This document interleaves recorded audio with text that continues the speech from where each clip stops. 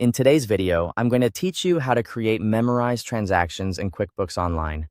If you enter the same transaction over and over again, using recurring templates can save you a lot of time and help keep your bookkeeping consistent.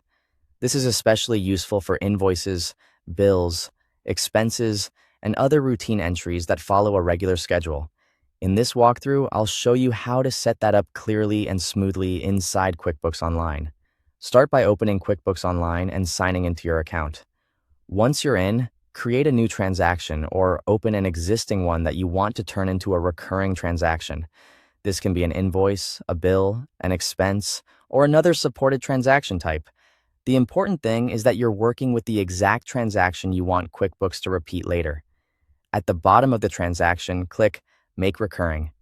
This opens the recurring template setup, where you'll define how and when this transaction should repeat. First, enter a template name.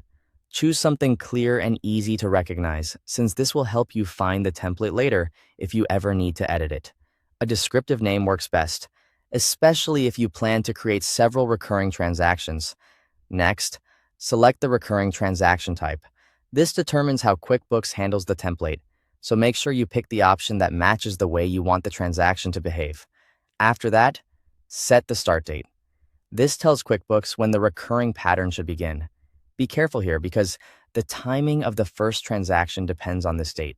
Now, choose when the recurring transaction should end. Depending on your needs, you may want it to continue indefinitely or stop on a specific date. This is helpful for agreements, subscriptions, or temporary payment arrangements that won't last forever. Then select the repeat frequency, such as monthly, weekly, yearly, or another available interval. Once you choose the frequency, configure the recurrence schedule.